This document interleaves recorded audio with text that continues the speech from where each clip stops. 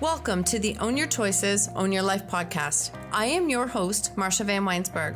I'm a business coach, speaker, and author of the best-selling book, When She Stopped Asking Why. On this podcast, we will use the tips, tools, and strategies used by myself and our speakers to break through and overcome the challenges in our lives.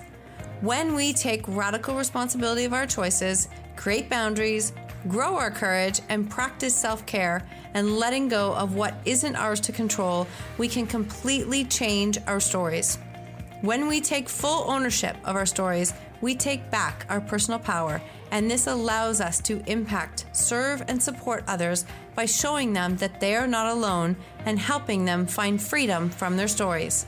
When you own your choices, you truly own your life. Let's dive in. Welcome to another episode of Own Your Choices, Own Your Life. And today we are talking with Tom Glaser. Tom is a licensed psychologist and life coach with over 35 years experience. He's also the best-selling author and yoga instructor. His book is called Full Heart Living, Conversations with the Happiest People I Know, and it is an Amazon bestseller. Through his counseling, writing, teaching, and his passion for helping people, he is truly here to help people to live their best lives through and through. And as we dove into this podcast, we talked about trauma to triumph and what that looked like. He described so well the definitions, the meaning, what trauma is. And then we're in this time of trauma comparison and so much of, but I haven't lived through what they did. And trauma is truly what we experience individually, and it has the meaning that we are holding on to. We talked about what triumph means and how to search for triumph every day, what full heart living is, how to embrace it, how to be vulnerable, and how to build connections and relationships, and how all of our past stories lead us to where we are now and who we are now. And we really dove into the gift of trauma, how we need to stand up for ourselves first, feel what we need to feel before we can see the situation differently. We all want to shift perspective and see it from a different light, see the story from a different light in order to move forward. Maybe have compassion or empathy for the people who have hurt us. But we can't do that until we allow ourselves to feel what we have experienced. This can be the gift of trauma. And as we dove into this is such a beautiful conversation, very raw, real, and vulnerable, just like you'd expect to hear on this show. But he really put me on the spot, and I love being on the spot. That's how we grow. So he used his conversation cards and asked me a question, hot seat, right in the spot. I had 2 minutes to answer it. And then he had 2 minutes to give me some feedback. What a great way to build connection. We did this very early on in the podcast, and that allowed us to build rapport and connection so that we could actually dive into this conversation. The gift of trauma, very powerful episode. Welcome to the show today, Tom. It's so nice to meet you. You too, Marsha. I really appreciate this opportunity. Thanks. Oh, absolutely. I'm thrilled. I am intrigued of where this conversation is going to go. So before we start, tell everyone where you are from. Well, I'm based in Minneapolis, although I'm doing this recording in Southern California. I spend as much time as I can in the desert, particularly in the winter. So why not? Right. I'm in Ontario, so I understand. Why not? Yeah. Totally. Awesome. We're going to talk a little bit about you and your story. Can you share something with my audience that maybe people don't know about you? Something that is unique, something that is you? Oh man, what do people not know about me? That gets harder and harder.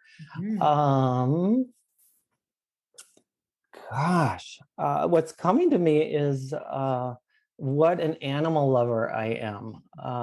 That's not, people do know that to some degree, but I learned I am not nearly as happy when I'm not surrounded by that animal energy. And so I pretty much need a dog.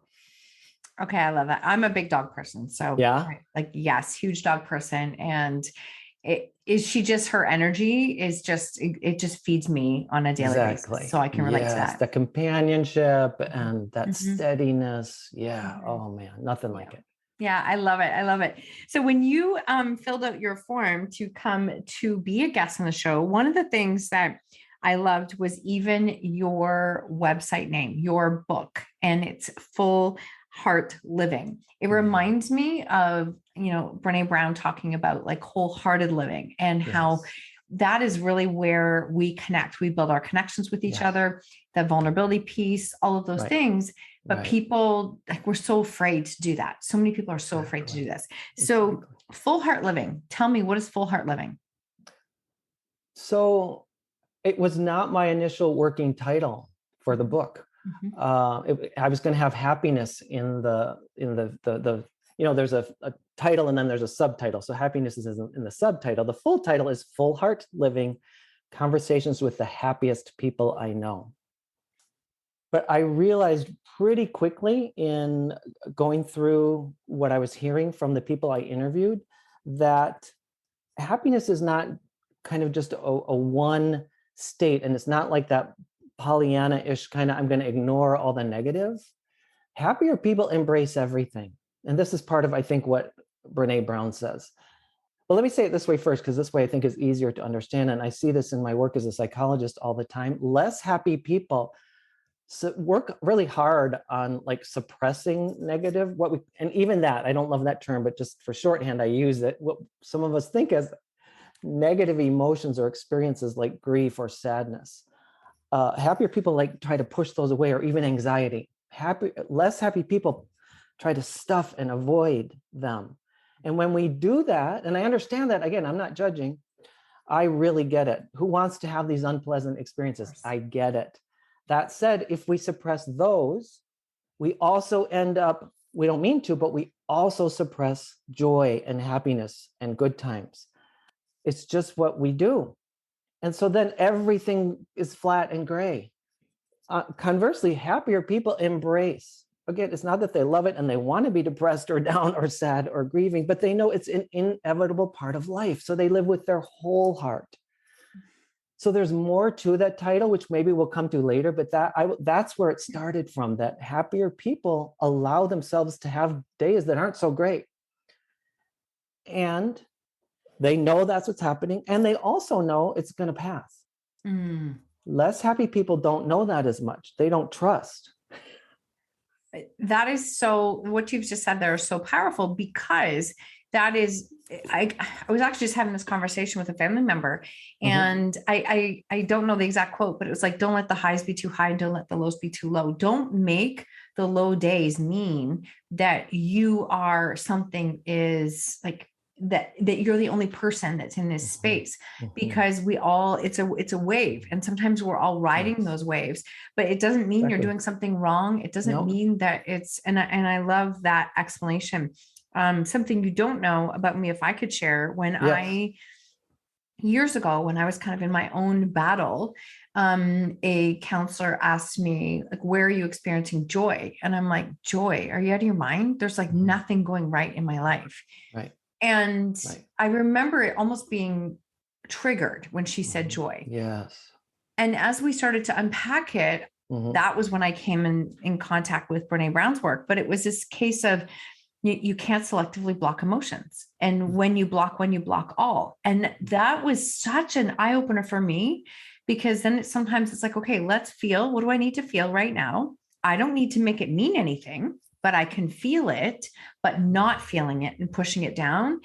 It's just that pot that boils, and eventually I'm going to feel it, but it could be years later if we're just avoiding all of the feeling. Exactly. It's going to come out somewhere, sometime. Yes. Oh, Yes. awesome. So I really want to dive into, I know you're going to put me in the spot. I just want to ask you, so you are a licensed psychologist. Yeah. And how many years have you been doing that now? My whole carear. Gosh, I'm not great at math since 1986. And before that, in a way, because I was in grad school practicing. Wow. I love this. I love this. So you have dedicated, this has been your life's work. This is your life's work. Yeah. And your book was, how long ago did you publish your book? Oh gosh, 6 years or so ago. 6 years ago. So you have the book and you have the cards. You have Yes. cards that go with it. Okay. Yes. So for the listeners, Yeah. can you explain what you're going to do right now? You are going Yes. I'm going to actually give the mic over to you and you tell us what we're going to do. Thank you. And let's acknowledge that you are taking a risk here. Again, that's Brene Brown's work, right? That's being vulnerable. I'm taking a risk too. Neither of us knows what's going to happen here. I love this. This is a real, true, immediate experience that we're going to have together. And this came from my public speaking about my book. I was hoping to inspire people to connect more with other people and themselves and their passions, because there's so much I learned, and we may go into more of it later, but those are the three key things that I learned that happier people do. They connect with others, themselves, and their passions. And so, of course, if I'm going to go talk about my book, I want to inspire people to do those things. And so initially I was doing a more standard book talk, reading from the book, explaining it, talking about where it came from and all that. And I would end the talk saying, I hope you've been inspired to connect more with people, and imagine what they would do. They would stare at me, nothing. Nothing. Deer in the headlight. That's what they would do. They didn't know how to do it. So super quickly, I'm like, oh, I got to either remind people or teach them how to do this. So I very quickly altered my public speaking gigs to include an experience where I lead people through a powerful way to connect, emerged into this deck of cards of conversation starters. So here's how it works. And all the directions are in, this is full heart living conversation sparks. So I'm going to give you a prompt. You don't know what the prompt is. I'll grab my for anybody listening, here. I have no idea what the prompt is. I'm like completely going in blind here, and I love it. Like, this is a great experience. So I'm going to give you 2 minutes. I'll set my timer, and you will just respond to this prompt from the heart. And I'm just going to listen. I'm really going to listen openly, particularly for two things: themes and values. So what I'm going to, then after the 2 minutes, I'll have about 2 minutes to report back on what I have heard as your theme or themes and or value or values. And then we'll check in with each other about how connected did you feel with yourself and with me through the experience. That's what we're doing. Okay. Marsha, talk about a time you felt really alive and why. A time you felt alive and why. Great question. I'm going to follow my gut. And in October of 2019, before the world technically, ended, I ended, paused, you know what I mean? I was at my last live event. And I think if I would have known that was my last one, I would have appreciated it even more at that time. And I was speaking and sharing a concept with the audience. And I grew up actually being an advocate, using my voice, sharing my story more than I ever realized. And I remember at 10, I backtrack for a second. I was in a space where I was at a public speaking contest, and my parents tried to talk me out of it. They're like, you don't do that. I'm like, no, I wanted to. And so there's, in some ways, I've always liked being and sharing in that space. So I remember sharing parts of my story, parts of myself, parts that I had not planned on, and connecting with people in the audience in such a beautiful way. And I talked about how we carry this armor to protect ourselves constantly. And the armor eventually gets heavy, and we end up isolating ourselves in our lives. And in doing so, sometimes we have to put the armor down in order to find our army. And that's how I describe our army. I found my army when I decided to stop protecting myself from whatever you want to call it. And I remember at the end of that talk, I felt so alive because I knew I had connected and hit a message with some people.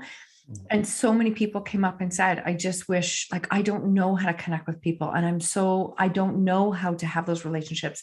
Or I look and you have them and I don't know how to get there. And I'm like, you have to walk through the uncomfortable first.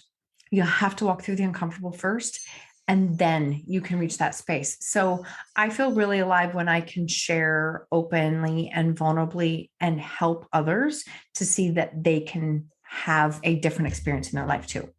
No idea if that was 2 minutes. A hair over is fine, but the timer just went off. Okay, perfect. Oh my gosh. What? Marsha, first I just want to say I have chills just listening to you. It's almost like I was there. I got to set the timer for myself, 2 minutes. I'm reflecting back now based on what I heard as your themes and values. To me, there's so many. This is so rich in just a little over 2 minutes. There's something about polar, kind of the opposites embracing. So I dropped my armor to find my army. That was one thing that really came to me. Something about truth resonating. You spoke your truth and you felt it. And then I think while you were like on stage, if you will, and later that was reinforced. You got this feedback. Oh my gosh, that was so powerful. And you made a difference in people's lives. You woke them up to these very themes that I found in my work too, about the importance of connection. You connected with audience members and they were saying, I want what you have. I need to know how to connect more deeply. You very much talked about embracing vulnerability, very much, even though your own parents at age 10 tried to discourage you. They were anxious. They were scared for you. They wanted to protect you. They were like, don't put yourself out there like that. We don't want to see you in pain, because public speaking is a risk at any age. At any age. Some of us love it more than others. I know. I don't know why, but I do remember them saying, no, you shouldn't. And it was like, but I want to. You knew, and you paid attention to the inner voice. And you had an army there too, right? You said, no, mom and dad, you're wrong.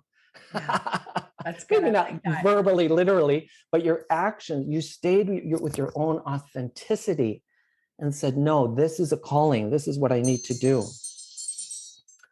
I'm at 2 minutes. I want to see if I missed anything. I took some quick notes because I always want to capture as much as I can. Then I have to read my own writing, which is always... If it looks anything like my sheet when I'm podcasting, I'm like, I don't know what that says. Openness. That's the other thing. That's the other thing that I don't think I really highlighted. Being open. That's super important to you. Being like honesty, truthfulness. These are values and themes. There's a power in that for connecting. Yeah, I do. I love this. I was just at an event yesterday afternoon with some women who I've spent like a year on Zoom with. We've never actually met in person. Yeah. And the one girl said, you like to go deep in the conversation. I'm like, yeah, I'm not too much surface. I like to like connect, like, let's just chat. And I just like that. I think that I don't know, that's just me, and that's fine. That's all good, right? It's not for everybody. But I've said it on here before, and I just want to share it, that every time you might feel scary to be vulnerable or to be open, I will stop and say, who is in my life today that was not here before I chose to be vulnerable? And it's like literally everyone. Literally everyone. And so that's my reminder that it can be scary, especially when you come from a space of being isolated. But when you're coming from a space of being isolated, what else do you have to lose? Like I had nothing else to lose anymore, because it was just, I was in my own bubble that wasn't working. And so from that space, it becomes this reaffirming that beautiful things can come from connection, from showing up, from having those conversations. Can I say, first of all, I am reminded of the so many stories of coming out. When you just said that, it's the same thing. And even my own experience of coming out. I kind of call myself queer now because that's the broadest term. But I came out at the time, that wasn't much of an option, as gay. And same thing. It's like, I'm tired of living my life, like making all these decisions based on fear. Yeah. Forget it. I'm just going to be myself, and then let the pieces fall as they may. And yeah, some people maybe fell away. Okay. And yeah, like you said, my life would be so much less rich. And God, that's so powerful. I had never quite thought about it that way. Same thing. Who would be in my life now if I hadn't done that 30 years ago or whenever it was? More than that. Yeah. Wow. It's a That's pretty reflection cool. point, and it's a reflection that I literally, I check myself when it's like I'm going to share something more. I'm going to share a piece of myself. I'm afraid of doing something. It's like, okay, wait, who is in my life now? And sometimes I'll even go, who was in my life now that I didn't even know 6 months ago, that I didn't Exactly. even know 12 months ago. And then Yes. it's just, oh, yep, there's the proof. There's the proof. It's just that Yes. proof that's there. Yes. Okay. Recent example from my own life of that is taking up pickleball. Not being great at it, but I'm having some fun. I'm trying to learn. I have met the greatest people just in the past month or so through taking the risk of playing pickleball. And it was a risk. You show up on the court. Can I do this game? You know, I'm almost 60 years old. Can I learn a new game at this age? And already my life is so much richer. I can list like 7, 8 people that I've met through pickleball, and they're dear people. And I'm hanging out with them already. It's amazing, amazing. I want to back up a little bit, if that's okay, Marsha. Yeah. Um, because here's what I find sometimes when we talk about risk taking, that people who are more afraid of taking risks or maybe have less experience with it, they get overwhelmed and then they shut down. I can't take risks. You know, I'm not going to go play pickleball at age 60. They might say, to just use kind of a silly example, or I'm not going to come out at whatever age I am. You don't have to, you know, just dive off a cliff without a parachute. Not talking about that, right? You start really small. It's really okay to grade over time. You know, it's okay to just first, I don't know, go look at pickleball equipment. I'm just trying to stay with the metaphor. I know it's a pickleball explanation, but it's just one thing at a time. And I think I was using the example with a client today in that I love NLP, and I am an NLP practitioner, and I do a lot with subconscious reprogramming because it's responsible for 95 to 99% of our thoughts. And I said that I want you to think of it this way, that your foundation of your house is your subconscious mind. It's a big block of cement. It's had a lot of years to be a big block of cement. Yes. And so you can make a good decision today to shift your thinking for tomorrow or to try something new. But if you feel like you keep circling back and you're not making progress, it's because you're expecting it to change from one thing. And it's repetition that you have to like keep putting yourself out there, keep being vulnerable, keep being open, and collect that data, and then just keep going again. It is, and sometimes you get cracks in the foundation. Sometimes these things come through, and all of a sudden you're creating this change, but it's not overnight. It's a practice that takes time. Yeah, so important, the consistency and the support. And here's another thing, another trick that I work with clients on so often, to really celebrate the tiniest little success, because that reinforces continuing to take more risks. And it's so tempting to say, oh, I tried pickleball and I sucked at it the first time. Wow, I showed up on the court that day. I tried something new, and really focus on that. And maybe pickleball isn't your thing. It's okay. Whatever is your thing. It's all good. It's all good. It's a great example. And I love this conversation. And I would love to know, like, what led you into, like, you're also, let me just make sure I have this name. So like from trauma to triumph, that was something that you had mentioned in your notes a couple of times. I would love, because if you could dive into what that means, because the piece of trauma, there's also this, how do I say this? There's this like relative, when it comes to trauma, it's like in this comparison battle of, but mine's not as bad as hers. And I like to say with trauma, it doesn't matter what happened. If it's traumatic to you, Correct. then it doesn't matter. It's all relative. It's not a scale that theirs is worse and yours is better.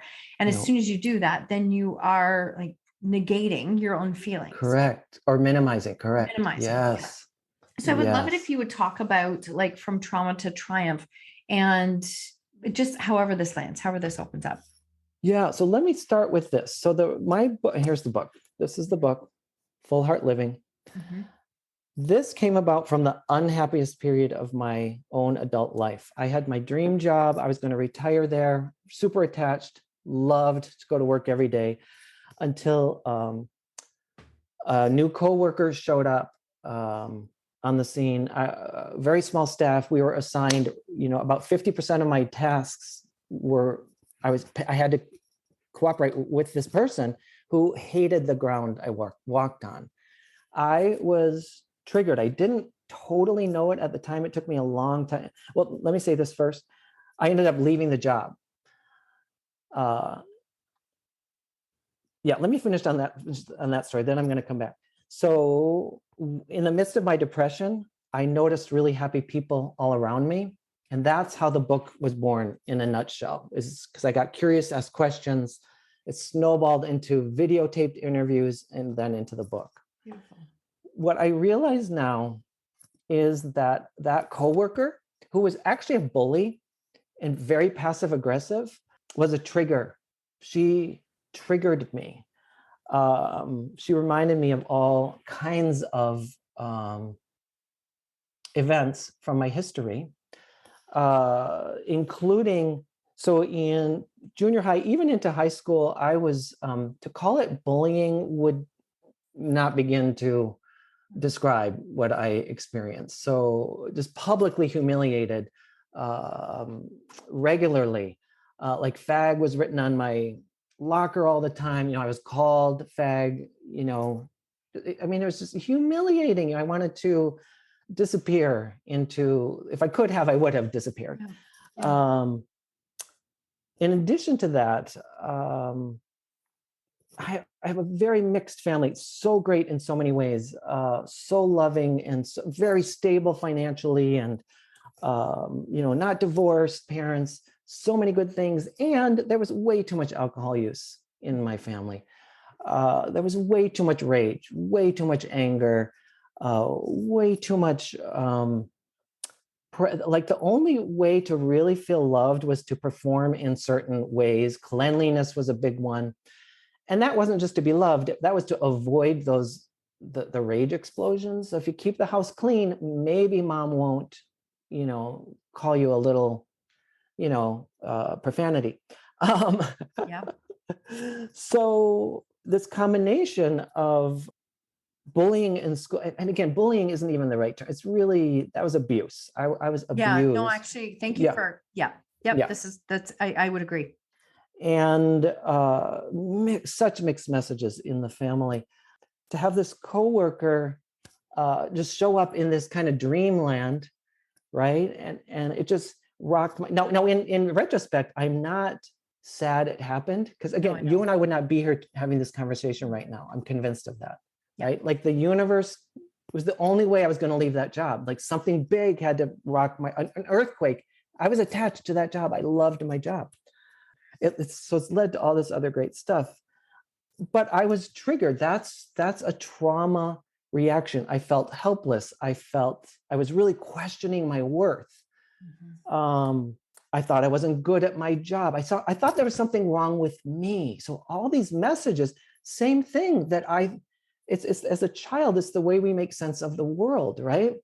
Because our brains aren't fully developed. So if I were a better child, if I kept the house cleaner, my mom wouldn't yell. She wouldn't call us names. If I were just different, those kids wouldn't have done that crap to me. And those beliefs go really deep. And I started having the same questions when this coworker shows up. I'd always gotten along really well with coworkers. So what, God, I must be doing something really wrong here. I'm bad. All those thoughts show up. So that's the trauma. How do we get to triumph? Yeah, right. Well, I do feel triumphant, is the truth. It isn't easy. It's not, you don't just snap your finger, but through a ton of work. So what have I done? I have done a ton of my own psychotherapy as a client. So I'm on the other side of the couch. I have studied mindful self-compassion, right? Where we learn to love ourselves. I surround myself with people who I love and who love me back, right? So that helps reprogram my brain. Mm-hmm. So, which I'm sure is very similar to what the work you do in NLP. So do I constantly believe I'm, the greatest person on the world in the world? No, of course not. It doesn't go to that extreme. It's like, I accept I'm a human being. I make all kinds of mistakes every day, left and right. And I'm still lovable. Both are true. I'm a human being and I'm lovable. I have worth. That's triumph right there. In addition to that, heck, I wrote a book. I got a book published.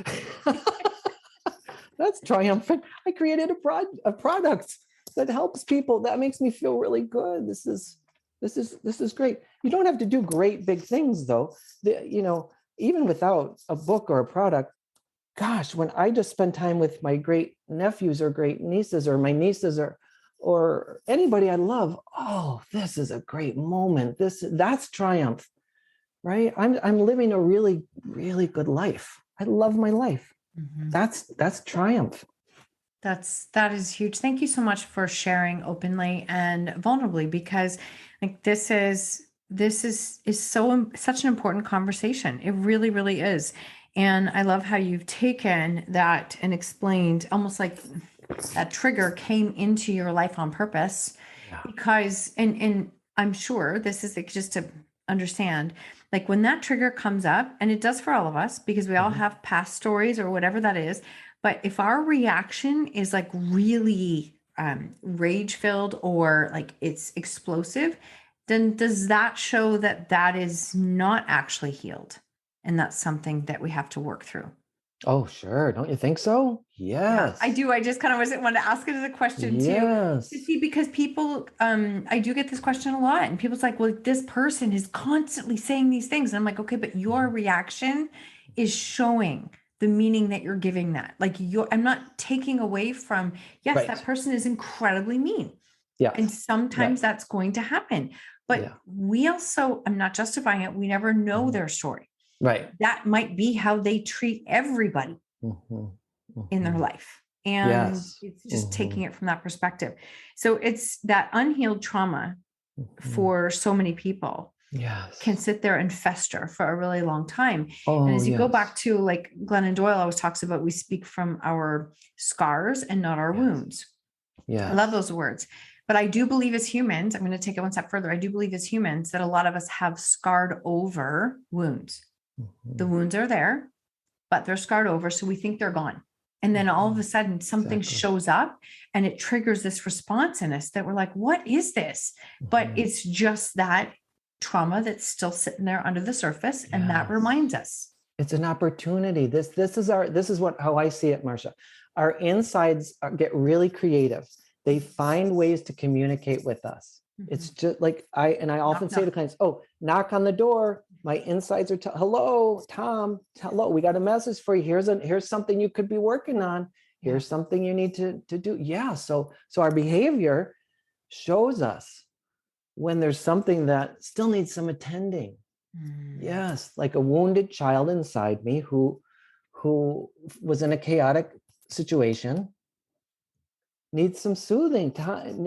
Tom, I need other people and I need myself to say, Tom, that's not you. That doesn't mean you were bad or wrong. Right. Your mom was, who knows? I have my own theories, of course, but she was out of balance in those moments. She didn't know. She was doing the best. The poor thing, she has her own trauma history, or had. She's gone. She did the best she could. She was completely overwhelmed. She was out of her depth. 4 children, running around. She was great. She was a great mom in so many ways. And there were these moments that were terrible, terrible, not okay. I think we've grown up around the same, like we're in the same generation, basically this way. And I can relate a lot to what you're saying now, in a sense. I grew up with like my parents are great. They're still here. They're great. During that time in the 70s, like it was things you did not talk about what you were feeling, thinking, nothing. Not like, and we joke about sweep it under the rug. Like, I mean, like we swept it under the rug, you stomp on it, you pretend it's not there. Yes, exactly. Like everything was about pretending that it's not there. Yep. And that just puts such a fake speaking of mask or armor, a fake on you. And so but that's what they knew. That's how, like that, it's just that's what they knew. And that's how they grew. So when I'm in this space of sharing and openly talking, like Mhm. do you want to talk about rocking generational boats? Because I am like, let's openly talk about what we're feeling. And a lot Yes. of my family's like, no, don't do Yeah. that. Yes. Don't do that. But Right. it's more to protect, thinking of to protect me Mhm. from being vulnerable and sharing. But it's interesting for anybody who's listening. I want you to think of it this way: like the risk, air quote risk, has to be worth more than staying small and isolated. And that's how I check those balances. Yes. Right. Mhm, Right. And you mhm. know what else I want to bring up at this point, given what you're just saying, Marsha, is so we have the opportunity now to heal, right? Because now in our generation, it is way more permissible. In fact, maybe almost too much to talk about the truth, right? So sometimes Yes. it's too much, but Yes. maybe, I don't know. Again, I don't mean to judge, but we don't just do it for ourselves. I used to think that we did it for ourselves and those who come after us, our children and their children and so on. What Resma Manikim talks about, he wrote My Grandmother's Hands, this phenomenal book about racial Oh, I don't know trauma this and one. healing. Okay. Oh my gosh, it's a phenomenal book. Grandmother's hands. Sorry. Yeah, My Grandmother's Hands. Okay. It's really about well, so many things, but one of the things I take from it is trauma in the body and healing it in the body, individually and collectively. But he talks about we also do this healing for our ancestors.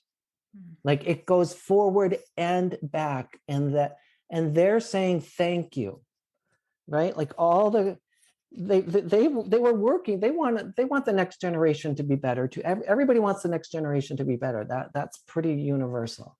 Hmm. So, but they couldn't do it. They didn't, for whatever reason, they didn't have the education. They didn't have the opportunity. Now we do. So it's for our ancestors as well as those who come after us. I love that. I love that. It's healing. It goes backward and forward. Oh, that is, and now I'm just going to be vulnerable again because I love what you're saying. I guess I've never looked at it that way. And I think that that is absolutely beautiful. My grandmother, before she passed, she was very much like very rigid in how, but I loved her. I loved her personality and her fire. And I remember towards the end, like we were at this point, we struggled for a number of years with our kids and substance abuse. This is where this entire platform came from. And Oh, she said to me, I remember her saying to me, I know this can't be easy with what you're doing. I'm mm, so proud of you for how you're handling this. And I'm thinking, this is my 88-year-old grandmother who, like, it's just, it had skipped in a sense in generation for that point. But she just said, I'm so proud of you because you're making such a difference in all of their lives. And so it can, like, we can change. And I think this is a piece we talk about. Like, I'm sure my kids are going to say things about the way I did things, of but course. right. And that's the piece of it. We're not, none of us are perfect, but I think that we can, when we go first, we can help heal so many others too. Yeah. Yes. Yes. Exactly. Mm. So what Exactly. does triumph look like? Like what does, and I just feel like asking this from like, what would you define or how do you feel the word triumph in your life? What does that mean to you? I'm going to say, and I was trying to delineate earlier, like it doesn't have to be creating a product or a book. Like it doesn't have to be anything public or fame or money making. Not that any of my stuff is money making, trust me. No, I know. It's okay. Books, you don't write books to make money, just so you guys know. No, no, not at all. It's living an authentic life. That's what comes to me, right? It's so what's my truth? What's my authenticity? How do I live a life that's in alignment with my values? How do I that's really the biggest thing right there. I mean, fun. I guess fun is a value for me. It must be. So I'm because I also talked about the joy of being in the presence of people I adore. Like that's a triumph to me, and to be able.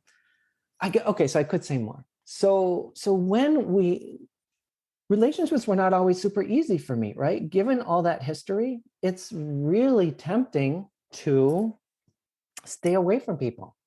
People can really hurt you, right? Most of, not all, but most of the kids who were so horrible to me were boys. So I developed an association with boys and men. I was more afraid of boys and men, and I kept way more distance. Well, that's, just under 50% of the population. And to stay so far from boys and men, I was missing so much. Not to say I'm also cisgendered. I'm a guy myself. And what kind of message is that to myself, to say I can't trust myself, or I need to, right? It's so mixed up. So what a triumph that I have over time. And again, it isn't overnight. I don't snap my fingers. You don't wave a magic wand, but I woke up to that truth one day. Oh, I could be closer to men. I want to be closer to men. How can I do that? So again, it's not just that I dive in, take all these, no, slowly over time. Oh, I'm going to start experiment with being more honest with guys. I'm going to see if there's guys who will talk to me on a similar level. You, Marsha, superficial talk is okay. I like some of it. It's great. Sometimes whatever, talking about where to go for a restaurant and what's on TV, fine. But I really love deeper conversations. There's a stereotype that men don't do that. Yes. All stereotypes do come from somewhere, right? There's some truth to that. But that's not at all a blanket statement. I have incredibly rich conversations with all kinds of men and guys because I woke up to the fact that I was distancing and I started to take risks. And my life is that's a triumph. That's a huge triumph. Relationships are built on honesty and vulnerability, like we have touched on a little bit here today.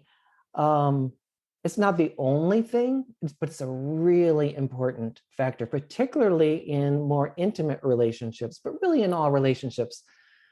Trust is extremely important. So I had to develop that, particularly, but not only with men.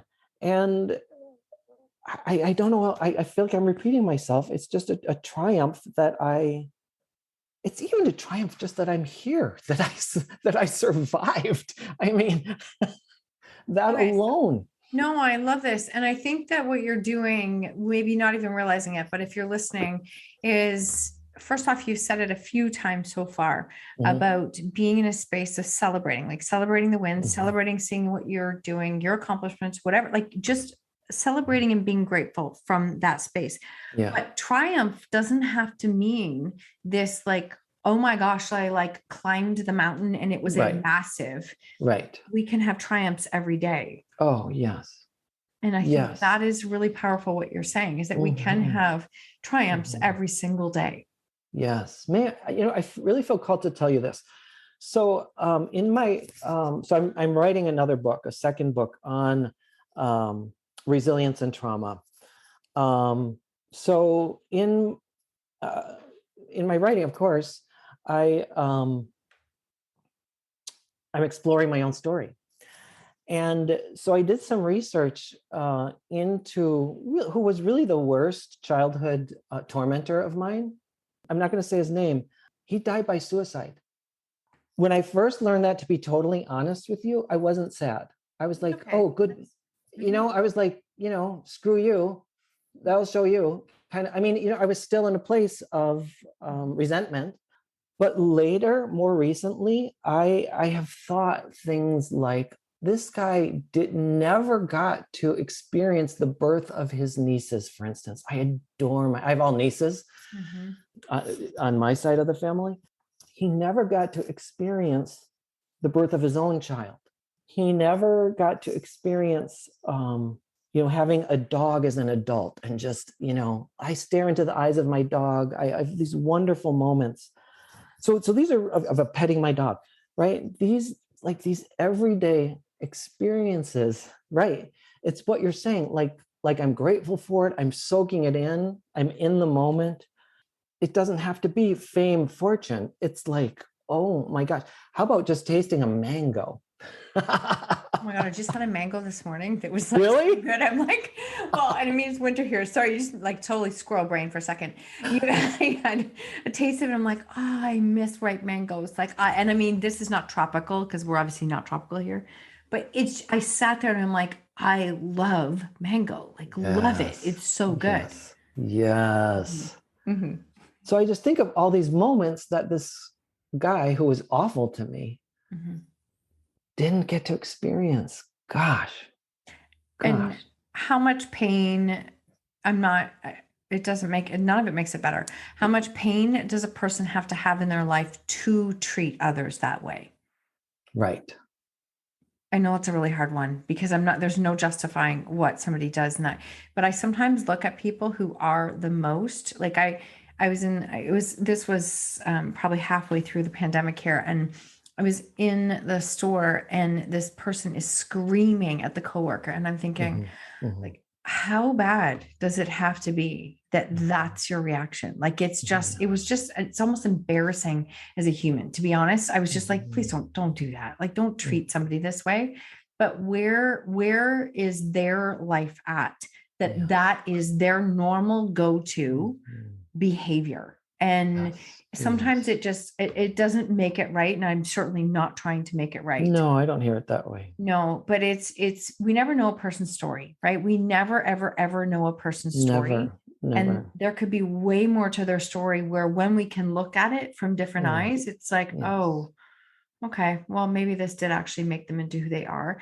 And as hard as Absolutely. it is, Yes. everything you've come through, like you said, you were in your dream job, and all of a sudden it was like, no, this is not where I'm ending up. But I wouldn't even have this conversation. I wouldn't have my book. I wouldn't be on this path if that bully hadn't walked into my life. Right. Well, that's the thing. So several things I want to say based on what you're saying.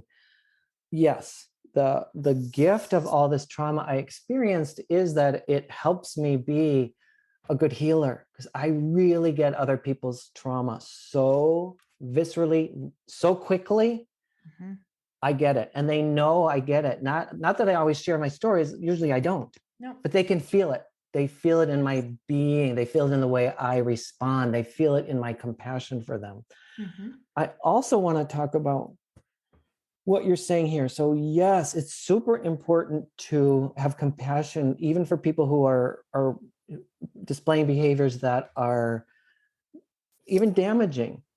That said, there's so much to say here. So part of the reason these bullying experiences were so hard for me when I was younger is that I wasn't taught how to stand up for myself. Several pieces. Part of that was the chaos in the household. We weren't taught how to say no to bad behavior. That was not modeled, right? Somebody needed to say no to my mom. Nobody did, because everyone was afraid of her. So I didn't learn that. I didn't learn to stand up for myself in school. I didn't know I could have gone to school administrators and say, hey, these people are doing this crap to me. They might have helped. Maybe not, but I think they might have. It's at least possible. And I might have felt even 10% better having tried. I don't know. So we don't want to jump over. So you heard me say, when I first learned of the death by suicide of this tormentor of mine, I was not compassionate at first. That was not where I was. I was still resentful, and I was kind of like, good for you. I was kind of glad. I feel a little embarrassed, but that's truth. That's just where I was psychologically. I wasn't evolved enough. Now I have more compassion for him. But we don't want to skip that resentment. We don't want to because that's what I was doing earlier. I wasn't standing up for myself first. All I knew was to turn the other cheek. There is a time to turn the other cheek, right? That is a great classic religious teaching. Turn the other cheek. Yes.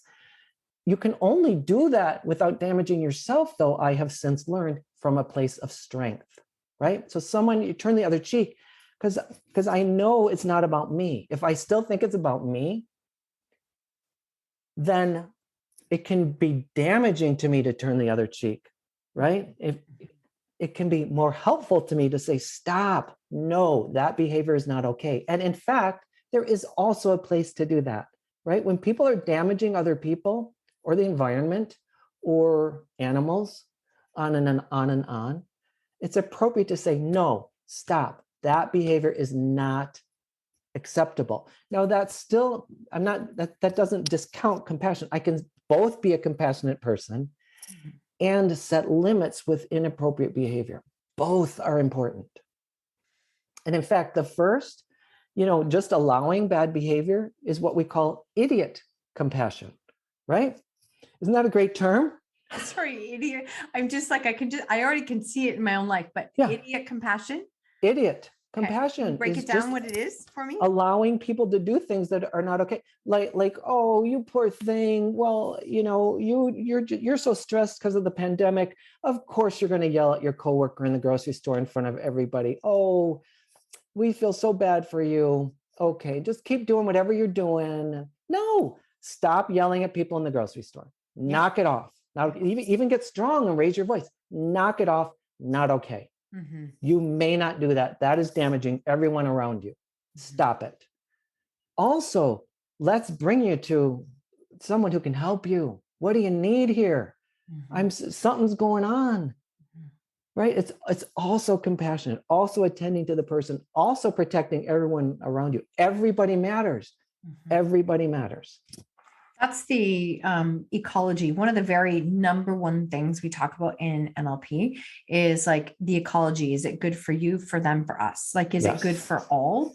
And we can approach problems from that standpoint, right? Like, is that it actually, we all matter. Yes. We all matter. Oh my gosh, there's so many things that you've said. I just want to touch and make sure that I say this, or that I can reiterate this one piece, is like, allow yourself to feel that first and not judge it.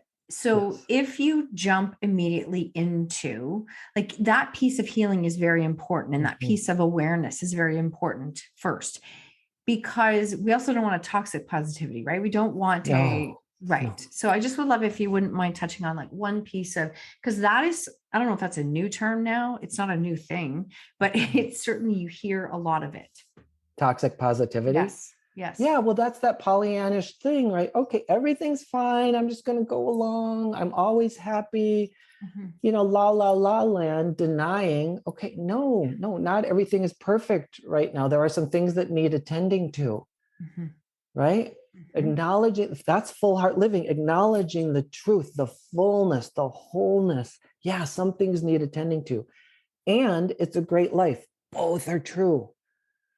Both are true. So toxic positivity is going into that. It's not full heart living. Suppress, suppress, suppress, deny, deny, deny. Yeah. Just stay positive all the time. Just be optimistic. No, I'm not always optimistic. Sometimes I'm like, oh my God, another day. I don't know if I can do this anymore. That's human. Sometimes we get tired. Sometimes we get a little overwhelmed. Oh, okay. And this is what mindfulness has taught me, to open up to it, to go, oh, yeah, I'm having a moment where I'm really discouraged. Yeah, life isn't looking so good right now. What's going on? Did I not skip breakfast? Did I not get enough sleep last night? Have I not had enough introvert time? Oh, maybe my insides, again, knock, knock, knock at the door. Our insides get really creative of ways to tell us hey, something's out of balance. I need something. Okay, go meditate for an hour if that's what you need. Or cancel a meeting because you got too much. Get creative. This is so good. It's so good, because I love how you talk about the insides knocking. And one of the things I like to say, to share, is like, when those insides knock, sometimes they like knock, knock, they whisper, they knock, and then eventually they'll smack you right upside the head. Saying, I've been like trying to get your attention for weeks now. This is not working, what you're doing. Exactly. And so sometimes instead, like, yes, we have waves where our demands are higher, but I will stop and think, okay, let's do an inventory. What am I doing now that's not working? Where do I need more self-care? Where do I need? And there have been 2 days since beginning of January. Nothing was overtly wrong, but I actually canceled clients and I canceled podcasts. I just didn't have it. I didn't have it. And I knew that the old me would have never done that. Let me just tell you, in a million years, I would have never done that. This me was like, okay, I know I don't have it to give, which means as soon as I go into that environment, I'm more susceptible to taking things on. I'm not going to be as good as what I want to be. Right. And actually, it's been interesting because it gives others permission to do the same too, right? Yeah, it's like, exactly. That's nothing out of it. So we're like, again, that compassion piece, if we can do that more with ourselves, we then change the relationships that we also are connected with by treating ourselves better.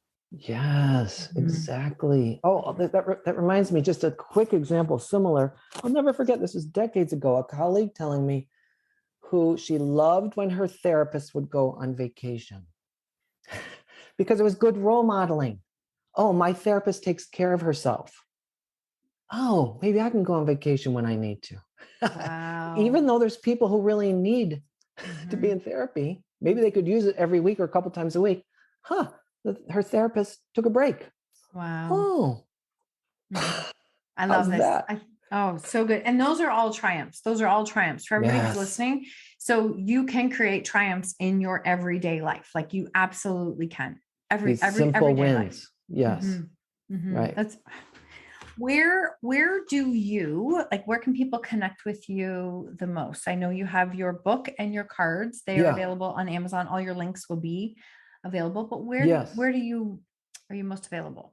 The easiest way is fullheartliving.com. Yeah, there's a contact page. There are direct links, so you can really easily buy the book or the Conversation Sparks. I'm told, they're both available on Amazon, but I'm told sometimes people have trouble finding the Conversation Sparks through the search engine for whatever reason. But there's a direct link right on my website, and there's videos. The videos that the book was based on are available for free. There's even a free workbook on the website based on the book. There's 20 chapters in the book, by the way. The main things I learned is that happier people connect with themselves, other people, and their passions, particularly in the service of others.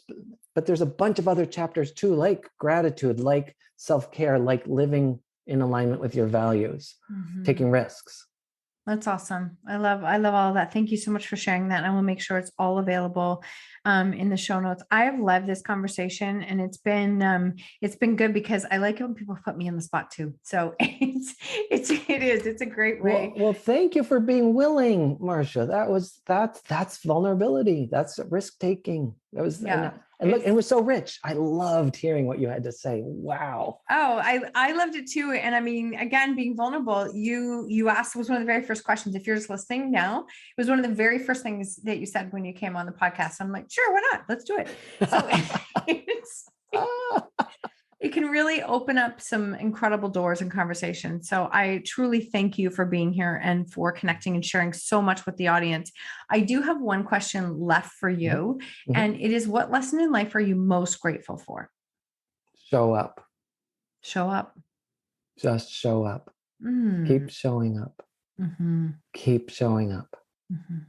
That's beautiful.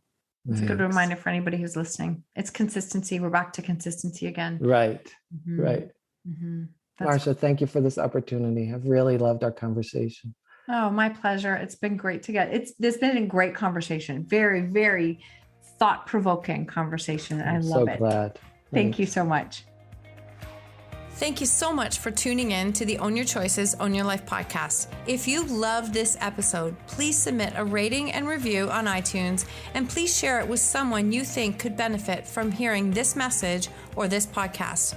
I love connecting and meeting you, so please screenshot the episode and tag me on social media or Instagram stories at Marsha Vanwynsberghe. And until next time, remember, when you own your choices, you truly own your life.